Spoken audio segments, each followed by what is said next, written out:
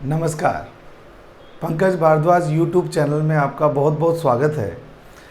हम जानते हैं कि फिजिकल केमिस्ट्री की सीरीज़ चल रही है जिसमें केमिकल काइनेटिक्स यूनिट में आज मेरा 5th लेक्चर है।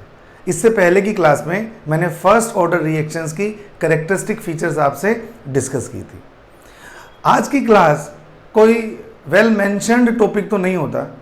हाफ लाइफ पीरियड ये हर काइनेटिक्स का एक छोटा सा पार्ट होता है, पर स्टूडेंट्स इसको उतना सीरियसली नहीं लेते।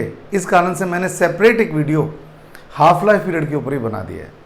तो आइए हम बात करते हैं हाफ लाइफ पीरियड क्या होता है, अलग अलग ऑर्डर ऑफ रिएक्शंस के लिए हाफ लाइफ पीरियड का क्या मीनिंग होता है और रिएक्टेंट की जो रिमेनिंग अमाउंट होती है वो किस तरह से निकाली जाती है। आइए हम इसको सीखते हैं। बच्चों, सबसे पहले मैं बात कर रहा हूँ हाफ लाइफ पीरियड की। The time period with in which 50% amount of reactant is going to reacted is called as half life period। वो टाइम पीरियड जिसमें रिएक्टेंट अपनी इनिशियल अमाउंट का हाफ खर्च हो जाएगा, एक्सपेंड हो जाएगा, उस टाइम पीरियड को हम क्या बोलते हैं? Half life period. अलग अलग ऑर्डर ऑफ रिएक्शंस में हाफ लाइफ पीरियड की इनिशियल कंसंट्रेशन ऑफ रिएक्टेंट पर जो डिपेंडेंस होती है बच्चों, वो अलग अलग होती है। आइए बात करते हैं। सबसे पहले मैं बात करूं अगर जीरो ऑर्डर रिएक्शंस की, तो जीरो ऑर्डर रिएक्शन में half life period initial concentration reactant के प्रोपोर्शनल होता है। फर्स्ट ऑर्डर रिएक्शंस में हाफ लाइफ पीरियड ए पे डिपेंड ही नहीं करता, और सेकंड ऑर्डर रिएक्शन में half life period initial concentration के इन्वर्सली प्रोपोर्शनल होता है। इसका मीनिंग ये हुआ कि अगर आप रिएक्टेंट की कंसंट्रेशन बढ़ाते जाएंगे तो उनकी वो टाइम पीरियड जो उस अमाउंट को हाफ कर देगा, वो टाइम पीरियड यहाँ तो उसके प्रोपोर्शनल है, यहां जो हाफ लाइफ पीरियड होता है वो कांस्टेंट होता है, उसका रिएक्टेंट के अमाउंट से कोई कंसर्न नहीं होता, और यहां जो हाफ लाइफ पीरियड है वो उसके इन्वर्सली प्रोपोर्शनल है कि जैसे जैसे इनिशियल अमाउंट जो हम लेते हैं वो कम करते जाएंगे, हाफ लाइफ पीरियड क्या होता जाएगा? बढ़ता जाएगा। आइए देखते हैं। सबसे पहले हम बात करते हैं बच्चों जीरो ऑर्डर रिएक्शन की। तो जीरो ऑर्डर रिएक्शन की टाइम के साथ साथ जो रिएक्शन प्रोसीड करती है मैं उसकी बात करता हूं। सपोज आपके पास 100 मोल है रिएक्टेंट के, 10 मिनट्स के बाद 10 मोल खर्च हो गए तो रिमेनिंग कितने रहे? 90। तो जीरो ऑर्डर काइनेटिक्स की ये कैरेक्टरिस्टिक फीचर होती है कि इक्वल टाइम में इक्वल अमाउंट खर्च होती है। इक्वल टाइम में इक्वल अमाउंट खर्च होती है, यानी कि अगले 10 मिनट में भी इसके 10 मोल ही खर्च होंगे, और 10 मोल खर्च होंगे कितने बनेंगे? बचेंगे 80 मोल बचेंगे। तो हर 10 मिनट में 10-10 मोल खर्च होते जाएंगे, और 10-10 मोल अगर खर्च होते जाएंगे तो इसका जो डिके है ये आपको लीनियरली रिलेशनशिप से दिखेगा, यानी कि कंटिन्यू सेम स्पीड से क्या हो रहा है? डिके हो रहा है। तो हम क्या बोलते हैं? इक्वल अमाउंट, बेटे नोट परसेंटेज। इक्वल टाइम में इक्वल अमाउंट रिएक्ट करती है, इक्वल परसेंटेज रिएक्ट नहीं करती। Equal amount react in equal time, same time period में सेम अमाउंट रिएक्ट करती है कि अगर 10 मिनट में 10 मोल जाएंगे तो through out the reaction 10 minute में रिएक्टेंट के 10 मोल ही खर्च होंगे। ये एक इंपॉर्टेंट पॉइंट है जीरो ऑर्डर के डीके का। फिर हम बात करते हैं कि जो रिमेनिंग अमाउंट होती है रिएक्टेंट की, वो अलग अलग इंटरवल ऑफ टाइम पर APS, arithmetic progression series, AP series को फॉलो करती है। एपी सीरीज एक मैथमेटिकल सीरीज होती है जिसमें दो टर्म्स का कॉमन डिफरेंस सेम होता है। एग्जाम्पल के तौर पर सपोज एक सीरीज है मैथ्स की, उसमें 10, 13, 16, 19 वैल्यूज गिवन है, तो क्या मैं कह सकता हूं कि हर दो टर्म का जो डिफरेंस है वो सेम है? 13 - 10 3, 16 - 13 3, 19 - 16 3। तो जिस सीरीज में दो टर्म्स के बीच का जो डिफरेंस होता है वो through out the series same रहता है, तो उसको हम बोलते हैं एपी सीरीज। तो आप देखेंगे कि जीरो ऑर्डर काइनेटिक्स में एपी सीरीज को हम फॉलो करते हैं। आप लोगों को फॉर्मूला तो पता ही है जीरो ऑर्डर काइनेटिक्स की स्टेट इक्वेशन का, AT = A0 - KT। ये क्या है? रिमेनिंग अमाउंट ऑफ ए। ये क्या है? Initial amount of A, rate constant और टाइम पीरियड। अगर मैंने टाइम ले लिया t, तो AT = A0 - KT हो गया। और अगर मैं t इसी के मल्टीपल में लेता रहा हूं, यानी कि सेकंड केस में अगर मैं टाइम लेता हूं 2t, अगर टाइम में 2t लूंगा तो k × 2t, तो 2KT हो जाएगा माइनस में। अगली टर्म में अगर टाइम 3t लेता हूं तो माइनस में 3KT हो जाएगा, फिर आगे 4KT हो जाएगा। तो अलग अलग टाइम इंटरवल पर अगर मैं रिएक्टेंट की रिमेनिंग कंसंट्रेशन की बात करता हूं तो मैं देख पा रहा हूं कि इनकी दो कॉन्जिक्यूटिव मेंबर्स के बीच में जो डिफरेंस आ रहा है वो केटी का ही डिफरेंस आ रहा है। देखिए इन दोनों में कितना डिफरेंस है, केटी का, इन दोनों में कितने का डिफरेंस है, केटी का, इन दोनों में भी कितना डिफरेंस है, केटी का, यानी कि हर मेंबर में जो कॉमन डिफरेंस है वो सेम आ रहा है। तो ऐसी सीरीज को हम क्या बोलते हैं, एपी सीरीज बोलते हैं। तो ये दो इंपॉर्टेंट फीचर्स के बाद में आइए हम बात करते हैं थर्ड पॉइंट की, और थर्ड पॉइंट भी इक्वली इंपॉर्टेंट है। थर्ड पॉइंट में हम ये देखते हैं कि अगर रिएक्टेंट की स्टार्टिंग के 25% अमाउंट रिएक्ट होने में कुछ टाइम लगा है, सपोज मैंने ये थर्ड पॉइंट में मैं आपको क्लियर कर रहा हूं, 100, फिर मैंने किया 75, फिर मैंने किया 50, फिर मैंने किया 25 और यहां पे कर दिया 0। तो अगर टी टाइम में 100 से 75 यानी कितने मोल माइनस हुए हैं, 25 मोल माइनस हुए हैं। तो हर टी टाइम में 25 मोल सी माइनस होंगे, क्योंकि मैं क्या बोल चुका हूं, सेम टाइम पीरियड में जो जाने वाली अमाउंट है बच्चों वो सेम है। सेम टाइम पीरियड में जो जाने वाली अमाउंट है वो फिक्स है। तो स्टार्टिंग के 25% को खर्च होने में अगर टी टाइम लगा है तो लास्ट के 25% खर्च होने में भी कितना टाइम लगेगा, टी टाइम लगेगा। तो ये फीचर होती है जीरो ऑर्डर काइनेटिक्स की। मैं इसी को एक और एग्जांपल से भी समझा सकता हूं। जैसे मान लीजिए आपकी अमाउंट है ए से हो गई हाफ, A/2 और खत्म हो गई। आप लोग जानते हैं ए से A/2 होने में जो टाइम पीरियड लगता है उसको बोलते हैं हम टी 50%, और ए से 0 जब अमाउंट बचती है जो टाइम पीरियड लगता है उसको हम क्या बोलते हैं, टी 100%। पिछले दोनों वीडियोस में मैंने इसकी बात की थी। टी के फुट में 50% का मतलब 50% रिएक्ट कर गई अमाउंट, तो रिमेनिंग भी कितनी होगी, 50%। और टी 100% का मतलब सारी अमाउंट रिएक्ट कर गई है। अगर रिएक्टेंट की सारी अमाउंट रिएक्ट कर गई है तो बचेगी कितनी, 0। तो जीरो ऑर्डर काइनेटिक्स में आपको अच्छे से पता है कि मैंने आपको सिखाया T 100% is equal to A/K and T 50% is equal to A/2K। तो यहीं से पता लग रहा है कि 100% अमाउंट खर्च होने में अगर A/K टाइम लग रहा है और 50% खर्च होने में अगर A/2K लग रहा है, तो देखना इसमें मैं कितना ऐड करूं कि टोटल A/K हो जाए। तो यानी कि नेक्स्ट में भी कितना टाइम लगा होगा बच्चों, A/2K, ये A/2K, तभी मैं इनको सम करूंगा तो क्या आएगा, A/K आएगा। यानी कि मैं क्या कह सकता हूं, जीरो ऑर्डर काइनेटिक्स के लिए एक सिंपल सा फॉर्मूला बोल सकता हूं, T 100% is equal to 2 times of T 50%। पर याद रखिएगा ये फॉर्मूला केवल जीरो ऑर्डर रिएक्शंस के लिए वैलिड है। ये formula only zero order reactions के लिए वैलिड होता है। तो ये इंपॉर्टेंट 3 मैंने पॉइंट आपसे डिस्कस किए कि किस तरह से खर्च होते हैं जीरो ऑर्डर वाले मेंबर्स। सेम टाइम में सेम मोल खर्च होंगे या सेम टाइम में सेम अमाउंट खर्च होगी, उस तरह से डिके होने को हम जीरो ऑर्डर काइनेटिक्स के अंदर स्टडी करते हैं। और लास्ट में मैं बात करूं चौथे पॉइंट की जीरो ऑर्डर के लिए, जो कि इसका कर्व है, ग्राफ है, AT और T का कर्व। तो अगर आप इसका AT और T का कर्व देखेंगे, फोर्थ पॉइंट में मैं कर्व की बात करता हूं, हालांकि मैंने वहां पे भी आपको बता रखा है, इससे पहले वाले वीडियो में दोबारा देख लीजिए। अगर मैं AT और टाइम के बीच में कर्व प्लॉट करता हूं तो आप जानते हैं कर्व इस तरह का आता है जिसकी जो इंटरसेप्ट होती है वो तो A0 होती है,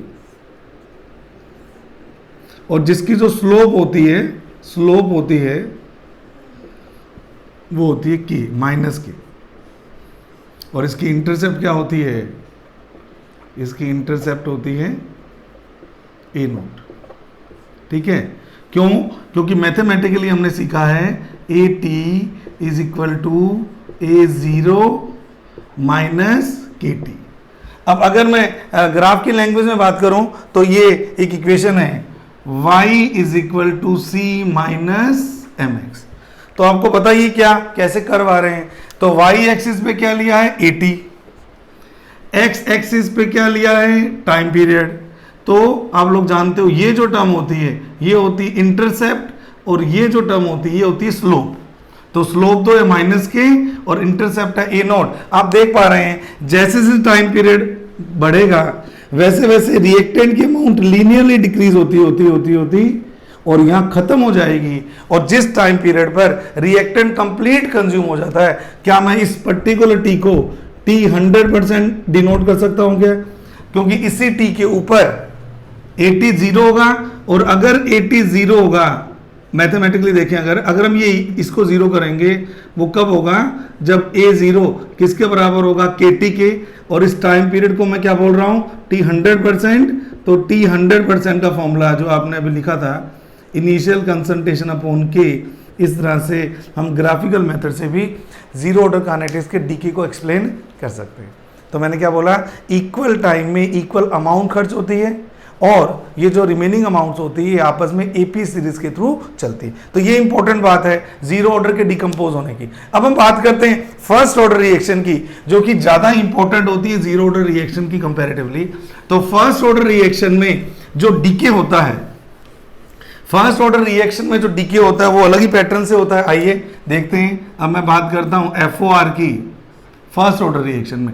बच्चों फर्स्ट ऑर्डर रिएक्शन में 100 से 90, 90 से 80, 80 से 70 और 70 से 60। अगर इसमें T1 टाइम लगा, इसमें T2 टाइम लगा, इसमें T3 टाइम लगा, इसमें T4 टाइम लगा, तो सभी में जा तो इक्वल अमाउंट ही रही है। 10 मोल ही जा रहे हैं, इसमें भी 10 मोल ही जा रहे हैं, इसमें भी सभी में 10 मोल ही जा रहे हैं। पिछली बार क्या था बच्चों, पिछली बार ये टी ये टी ये टी ये टी बराबर थे जीरो ऑर्डर में, पर इस बार ऐसा नहीं होगा। इस बार पहली बात तो T1 is not equal to T2 is not equal to T3 is not equal to T4 होगा। और इंटरेस्टिंग कर देता हूं, T2 is greater than T1, T3 is greater than T2 and T4 is greater than T3। यानी कि equal amount खर्च होने में लगने वाला टाइम पीरियड बढ़ता जा रहा है। इक्वल अमाउंट खर्च होने में लगने वाला टाइम पीरियड बढ़ता जा रहा है। यानी कि अगर आप 100 से 90 कर रहे थे तो टाइम अगर T1 लग रहा था, तो अगर इनिशियल अमाउंट 100 की बजाय अगर 90 रह गई तो उसको जो खर्च होने में अमाउंट लगेगी वो T1 नहीं लगेगी, वो T1 से ज़्यादा लगेगी। वो T1 नहीं लगेगी, T1 से ज़्यादा लगेगी। तो पहले तो इस रिलेशनशिप से आप पिछली बार से कंपेयर करके देख लो क्या फ़र्क है। इसको और क्लियर करने के लिए मैं एक और चीज़ बताता हूँ आपको। 100 से हुआ 50, 50 से हुआ 25, चलो उसी 90 की टर्म में करते हैं। 100 में 10% गया 90, 90 में 10% गया 81, 81 का 10% 8.1 माइनस कर दो, तो 8.1 माइनस करूंगा तो 72.9, इसमें से भी 10% माइनस कर दो, 2.9 माइनस कर दो, 65.2। तो इस तरह से अगर मैं आपको ये बोलूं कि ये टाइम अगर लगा है T1 और ये लगा है T2 और ये लगा है T3 और ये लगा है T4 और ये लगा है T5, तो यहां भी 10% का डिक्रीज आया है। 100 का 10% क्या होता है, माइनस 10% कर रहा हूं। 100 का 10% होता है 10, तो 100 में से 10 गया तो कितना बचा 90। अब 90 का 10% तो कम ही होता है, 90 का 10% कितना होता है 9, तो इसमें से 9 गया। ऐसे करके सभी में 10% जो खर्च होने में जो टाइम लग रहा है, अगर मैं आपको इसका एक वैल्यू बताऊं तो वैल्यू आती है T1 is equal to T2 is equal to T3 is equal to T4 and so on. तो इन दो पॉइंट से एकदम क्लियर हो जाता है क्या, जीरो ऑर्डर रिएक्शन में सेम टाइम में सेम अमाउंट खर्च होती है, और फर्स्ट ऑर्डर रिएक्शन में सेम टाइम पर सेम परसेंटेज डिकम्पोज होती है तो सभी की 10% ही, लेकिन 100 में से 10 गया तो 90 बचा। 90 का 10% होता 9, तो 90 में से 9 गया 81 बचा। 81 का 10% होता है 8.1, इसमें से 8.1 गया तो 72.9 बचा। 72.9 का 10% होता है 7.3, और इसमें से 7.3 गया तो कितना बचा 65.6। तो इस तरह से मैं आपको बता सकता हूं कि जो डिके हो रहा है, वो डिके होने की जो स्पीड है, बड़ी इंपॉर्टेंट बात बता रहा हूं। जीरो ऑर्डर में तो डिके होने की स्पीड कांस्टेंट थी, वो खत्म भी हो गया था। यहां जो डिके होने की स्पीड है वो स्पीड लगातार घट रही है। यहां जो डिके होने की स्पीड है वो स्पीड भी लगातार घट रही है। तभी तो जितना टाइम इस 10 मोल को खर्च होने में लगा है उतना टाइम लास्ट वाले 10 मोल खर्च होने में नहीं लगेगा, उससे ज्यादा टाइम लगेगा। यानी कि टाइम के साथ साथ रिएक्शन स्लो हो रही है, टाइम के साथ साथ रिएक्शन स्लो हो रही है, क्योंकि पिछली बार स्टार्टिंग में उस 10 मोल को खर्च होने में अगर मान लो 2 घंटे लगे थे, तो लास्ट में उसी 10 मोल को खर्च होने में हो सकता है 20 घंटे या 30 घंटे लग जाएंगे। यानी कि फर्स्ट ऑर्डर की रेट टाइम के साथ साथ क्या करती है, डिक्रीज करती है। और अगर ऐसा है तो मैं सेकेंड पॉइंट के अंदर ये भी डील करने वाला हूं कि फर्स्ट ऑर्डर काइनेटिक्स के जो रिमेनिंग कंसंट्रेशन होती है वो आपस में जीपी सीरीज के थ्रू चलती है। Second point, remaining concentration of reactant, remaining concentration of reactant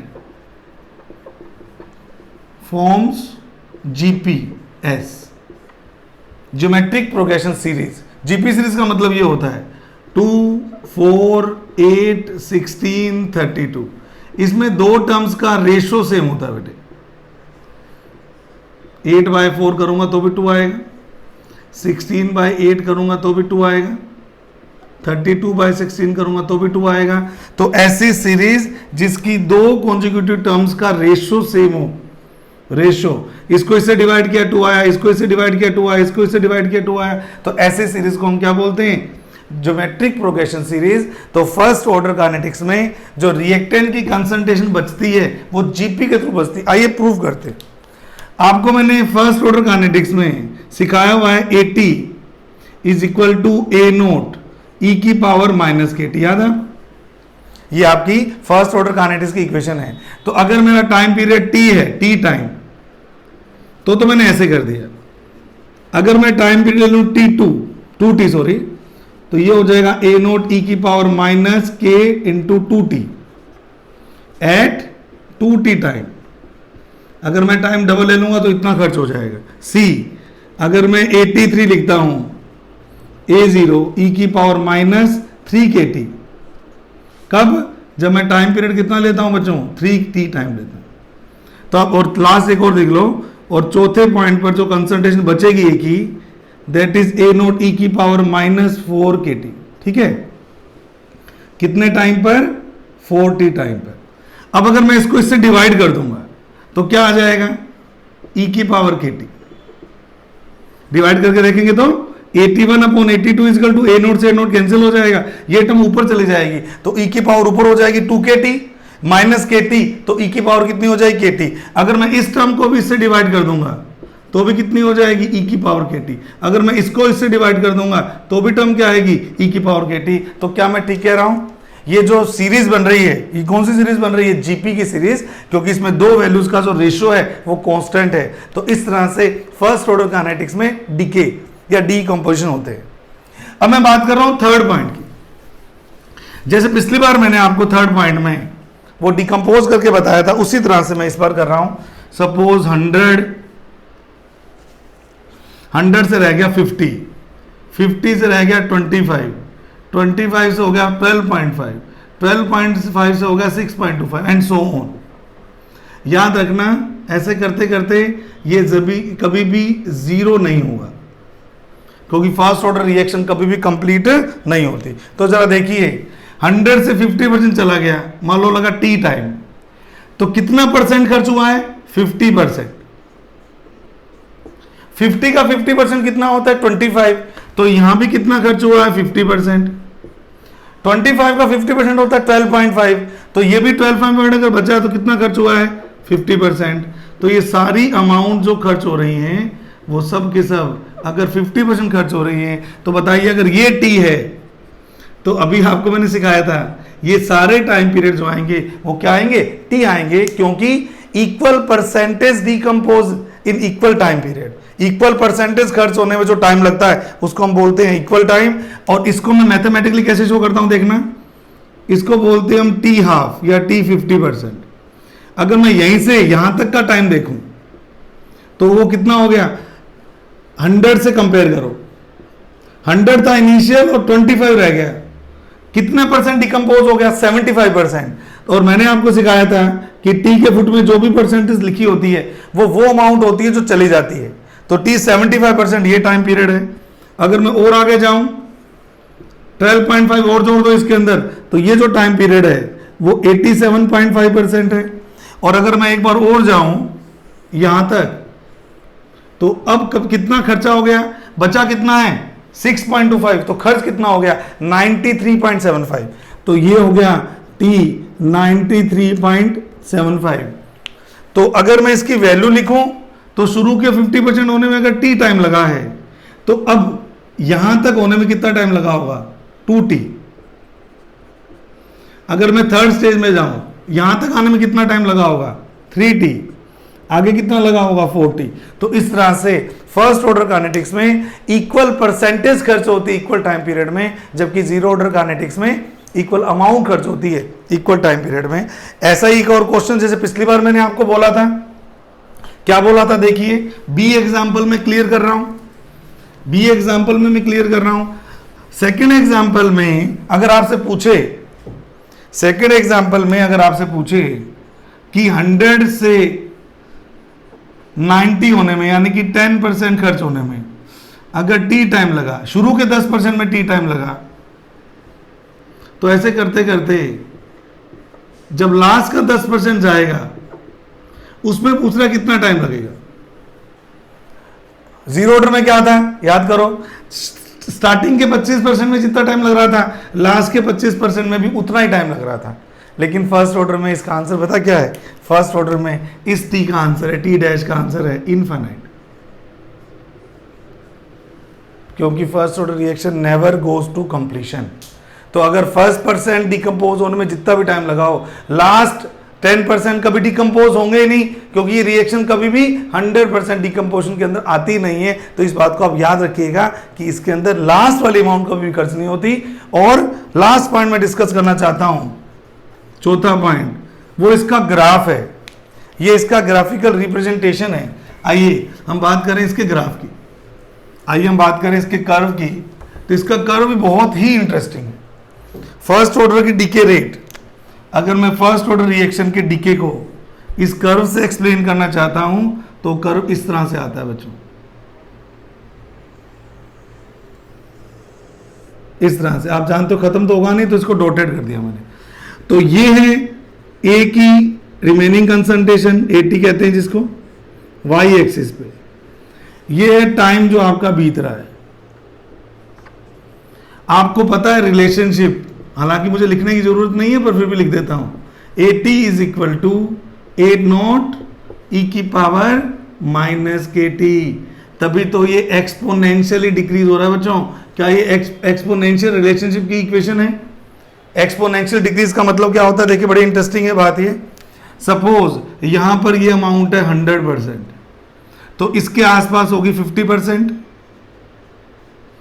इसके आसपास होगी 25% और इसके आसपास होगी 12.5%, ठीक है ना। तो शुरू के 50% होने में जो खर्चा हुआ है टी टाइम का, अगले में भी लगभग उतना ही हुआ है टी का, इसमें भी लगभग उतना ही हुआ टी का। तो ये बात तो हमें समझ में आ रही है क्या, कि ये 50 पर आ रहा है मार्क, ये 25 पर आ रहा है मार्क, ये आपका यहाँ मान लीजिए ये आ रहा है 12.5 पे मार्क, इसको मान लीजिए 12.5%। तो आप देख रहे हैं हर 50% डिकम्पोज होने में जो लगने वाला टाइम है वो सेम है। ये रहा टी, ये रहा टी, ये रहा टी।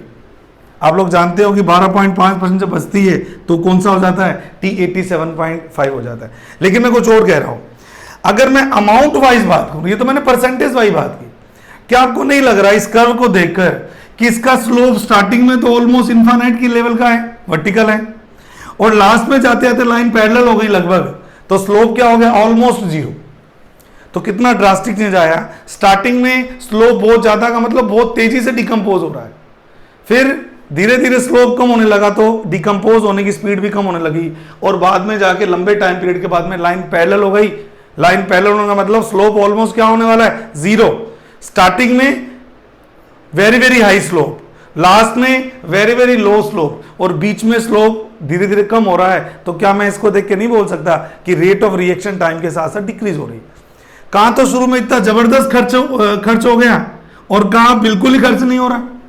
तो जो भी फर्स्ट ऑर्डर काइनेटिक्स को स्टडी करते हैं उनको पता है कि स्टार्टिंग का डीकम्पोजिशन बहुत फास्ट होता है, और जैसे जैसे टाइम बीतता जाता है डीकम्पोज होने की रेट उतनी कम हो जाती है। इतनी बात आप समझ सकते हो। अब मान लो मैं इस दो टाइम पीरियड के बीच की बात करूं, ये मान लो मैं ले लूं T1 और ये ले लूं मैं T2, तो क्या थोड़ा सा ही डिकम्पोजिशन नहीं हुआ गया इसमें? देखो ये T1 के कोरस्पोंडिंग अमाउंट थी, ये T2 के कोरस्पोंडिंग अमाउंट, ये T2 के और T1 के। कितना सा फर्क है? बस इतना सा फर्क। तो टाइम पीरियड जब बीतता जाता है तो डिकम्पोज धीरे होता है, और लगभग उतने ही टाइम पीरियड में कहां तो ये यहां से यहां आ गया था, देखो जरा ध्यान से, और लगभग उतने से टाइम पीरियड में इतना सा डिकम्पोज हुआ है, और स्टार्टिंग में कितना डिकम्पोज हो गया था? इतना हो गया था। यानी कि फर्स्ट ऑर्डर काइनेटिक्स जो फॉलो करती हैं, मैं कई बार बच्चों को क्लास में बोलता हूं कि वो हमारी डोमेस्टिक लाइफ जो चलती है उसके अकॉर्डिंग ही डिकम्पोज होती है। जिन बच्चों के पेरेंट्स सैलरीड वर्कर हैं, जिनको सैलरी मिलती है 1 तारीख को, तो उन बच्चों को अपने खर्चे का ग्राफ ऐसा ही दिखता है। जब शुरू में सैलरी आती है 1 तारीख को या 2 तारीख को, तो शुरू के 1 वीक में जो खर्चे की स्पीड होती है वो बहुत ज़्यादा होती है, क्योंकि हमारी जो फिक्स एक्सपेंडिचर है वो हमें खर्च करना पड़ता है, चाहे वो मकान का रेंट हो, चाहे वो केबल का फीस हो, या जो भी हो, स्कूल की फीस हो। स्टार्टिंग में हम बड़े बड़े खर्चे कर देते हैं।